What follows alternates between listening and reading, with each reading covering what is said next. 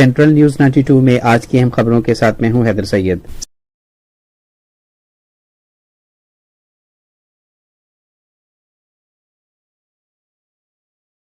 रावलपिंडी के करीब नामालूम मुलजमान ने फतेह जंग इंटरचेंज पर एडिशनल आईजी मोटरवे की गाड़ी पर फायरिंग कर दी। फायरिंग से एडिशनल आईजी के भाई जामहक और एडिशनल आईजी मोटरवे शदीद जख्मी हो गए। तफसीलात के मुताबिक रावलपिंडी के करीब फतेह जंग इंटरचेंज पर एडिशनल आईजी मोटरवे की गाड़ी पर फायरिंग का वाकया पेश आया है। फायरिंग से additional IG motorway Sajjad Afzal Afridi जख्मी हो गए, जबकि नामालूम मुलजमान की फायरिंग से एडिशनल आईजी के भाई जामहक हो गए हैं। पुलिस का कहना है कि वाकया की तहकीकात मुलजमान के खिलाफ कानूनी कार्रवाई शुरू कर दी गई है। तर्जमान मोटरवे पुलिस का कहना है कि सजाद अफजल आफरीदी M1 पर मशकूक गाड़ी का पीछा कर रहे थे कि उन पर फायरिंग कर दी गई।